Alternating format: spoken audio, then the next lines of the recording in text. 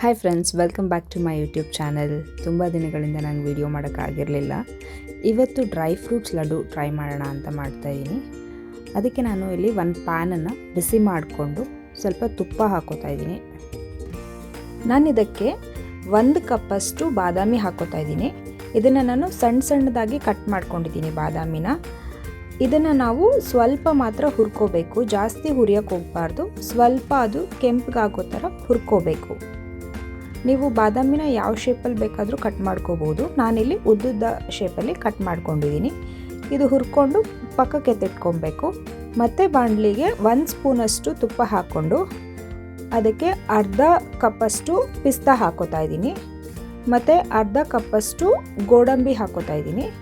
ಇದನ್ನು ಸಹ ನಾನು ಸಣ್ಣದಾಗಿ ಕಟ್ ಮಾಡ್ಕೊಂಡಿದ್ದೀನಿ ಉದ್ದುದ್ದ ಶೇಪಲ್ಲಿ. ಇದನ್ನು ಸ್ವಲ್ಪ ರೋಸ್ಟ್ ಮಾಡ್ಕೊಂಡ್ಮೇಲೆ ಇದಕ್ಕೆ ನಾನು ಇವಾಗ ಅರ್ಧ ಕಪ್ಪಷ್ಟು ವಾಲ್ನಟನ್ನು ಸೇರಿಸ್ತಾ ಇದ್ದೀನಿ. ಅದನ್ನು ಸಹ ನಾವು ಚೆನ್ನಾಗಿ ಸ್ವಲ್ಪ ಹುರ್ಕೋಬೇಕು. ಇದರಲ್ಲಿ ಏನಾದರೂ ನೀರಿನ ಅಂಶ ಏನಾದರೂ ಇದ್ದರೆ ಇನ್ನೂ ಸ್ವಲ್ಪ ಚೆನ್ನಾಗಿ ಡ್ರೈ ಆಗಲಿ ಅಂತ ಇದನ್ನು ಹುರ್ಕೊಂಡು ಪಕ್ಕಕ್ಕೆ ಎತ್ತಿಟ್ಕೋಬೇಕು. ಮತ್ತು ಬಾಣಲಿಗೆ 1 ಸ್ಪೂನಷ್ಟು ತುಪ್ಪ ಹಾಕೋತಾ ಇದ್ದೀನಿ. ಇದಕ್ಕೆ ಅರ್ಧ ಕಪ್ಪು ಅಥವಾ 1/4 ಕಪ್ಪಷ್ಟು ದ್ರಾಕ್ಷಿ ಹಾಕೋಬೋದು. ನಾನಿಲ್ಲಿ 1/4 ಕಪ್ ದ್ರಾಕ್ಷಿ ತೊಗೊಂಡಿದ್ದೀನಿ, ಒಣ ದ್ರಾಕ್ಷಿ. ಮತ್ತು ಇದಕ್ಕೆ ಸ್ವಲ್ಪ ಕಪ್ಪು ದ್ರಾಕ್ಷಿ ಬರುತ್ತಲ್ಲ, ಒಣಗಿರೋ ಕಪ್ಪು ದ್ರಾಕ್ಷಿ, ಅದನ್ನು ಹಾಕೋತಾ ಇದ್ದೀನಿ. ಇದನ್ನು ಸಹ ಸ್ವಲ್ಪ ಚೆನ್ನಾಗಿ ಹುರ್ಕೋಬೇಕು.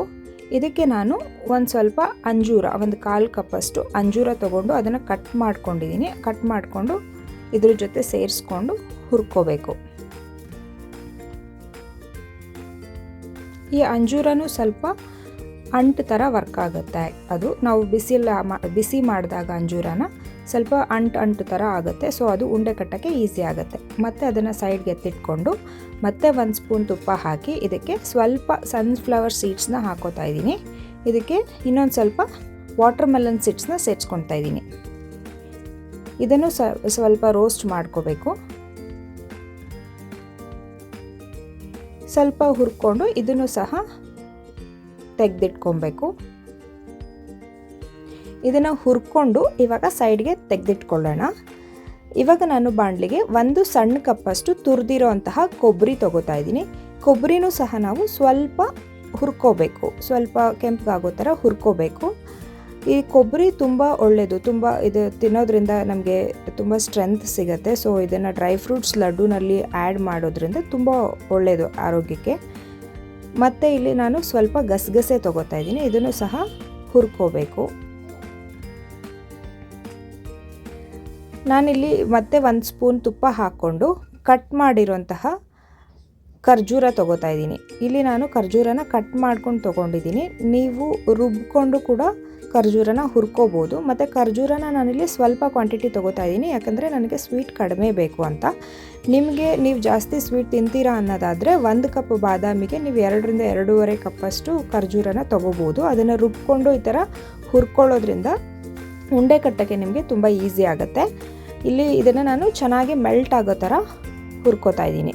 ಖರ್ಜೂರ ಎಲ್ಲ ಚೆನ್ನಾಗಿ ಮೆಲ್ಟ್ ಆಗಬೇಕು, ಆವಾಗ ನಿಮಗೆ ಉಂಡೆ ಕಟ್ಟೋಕ್ಕೆ ಈಸಿ ಆಗುತ್ತೆ.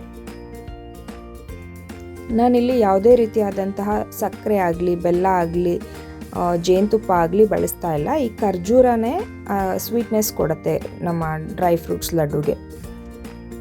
ಮತ್ತು ಖರ್ಜೂರದಲ್ಲಿ ತುಂಬ ಐರನ್ ಕಂಟೆಂಟ್ ಇರುತ್ತೆ. ಇದನ್ನು ನಾವು ಮಕ್ಕಳಿಗೆ, ದೊಡ್ಡವರಾಗಲಿ ತಗೊಳ್ಳೋದ್ರಿಂದ ತುಂಬ ಒಳ್ಳೆಯದು.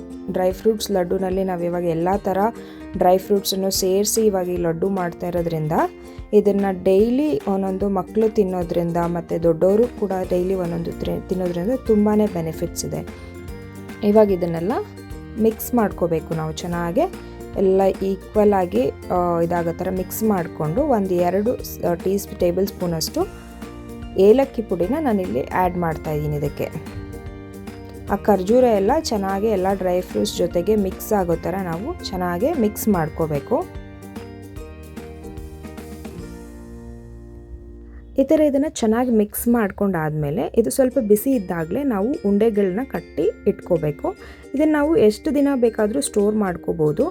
ಇದನ್ನು ನಾವು ಡೈಲಿ ಒಂದು ಲಡ್ಡು ರೆಗ್ಯುಲರ್ ಆಗಿ ತಿನ್ನೋದ್ರಿಂದ ನಮ್ಮ ಡೈಜೆಸ್ಟಿವ್ ಸಿಸ್ಟಮ್ ಇಂಪ್ರೂವ್ ಆಗುತ್ತೆ, ಮತ್ತು ನಮ್ಮ ಬೋನ್ಗಳಿಗೆ ಶಕ್ತಿ ಬರುತ್ತೆ, ಮತ್ತು ನಮ್ಮದು ಇಮ್ಯುನಿಟಿ ಪವರ್, ಎಸ್ಪೆಷಲಿ ಮಕ್ಕಳುಗಳಿಗೆ ಇಮ್ಯುನಿಟಿ ಪವರ್ ತುಂಬ ಚೆನ್ನಾಗಿ ಜಾಸ್ತಿ ಆಗುತ್ತೆ. ಮತ್ತು ಯಾರಿಗಾದರೂ ಅನೀಮಿಯಾ ಇದ್ದರೆ, ಅಂದರೆ ಬ್ಲಡ್ ಲೆವೆಲ್ ಕಡಿಮೆ ಇದ್ದರೆ, ಅದು ಬ್ಲಡ್ ಇಂಪ್ರೂವ್ಮೆಂಟ್ಗೆ ಈ ಲಡ್ಡು ತುಂಬಾ ಹೆಲ್ಪ್ಫುಲ್. ಮತ್ತು ವೆಯ್ಟ್ ಲಾಸ್ ಮಾಡೋರಿದ್ದರೆ ಅವರಿಗೆ ಸಹ ಇದು ಡೈಲಿ ಒಂದೊಂದು ಲಡ್ಡು ತಿನ್ನೋದ್ರಿಂದ ವೆಯ್ಟ್ ಲಾಸ್ಗೂ ಕೂಡ ಇದು ಹೆಲ್ಪ್ ಆಗುತ್ತೆ. ಆದರೆ ನಾವು ಯಾವುದನ್ನೇ ತಿಂದರೂ ಕೂಡ ನಾವು ತುಂಬ ಲಿಮಿಟಲ್ಲಿ ತಿನ್ನಬೇಕಲ್ವ. ಸೊ ಇದು ಮೀಡಿಯಮ್ ಸೈಜ್ ಲಡ್ಡು ಮಾಡಿಕೊಂಡು ಡೈಲಿ ಒಂದೊಂದು ತಿಂದರೆ ತುಂಬಾ ಹೆಲ್ತ್ ಬೆನಿಫಿಟ್ಸ್ ಆಗುತ್ತೆ. ನೀವು ಕೂಡ ಟ್ರೈ ಮಾಡಿ ನೋಡಿ. ಈ ರೆಸಿಪಿ ನಿಮಗೆ ಇಷ್ಟ ಆಗಿದ್ದರೆ ಲೈಕ್ ಮಾಡಿ, ಶೇರ್ ಮಾಡಿ, ಸಬ್ಸ್ಕ್ರೈಬ್ ಮಾಡೋದು ಮಾತ್ರ ಮರಿಬೇಡಿ. ನೆಕ್ಸ್ಟ್ ರೆಸಿಪಿ ಜೊತೆ ನೆಕ್ಸ್ಟ್ ವಿಡಿಯೋದಲ್ಲಿ ಸಿಗ್ತೀನಿ. ಅಲ್ಲಿವರೆಗೂ ಬಾಯ್.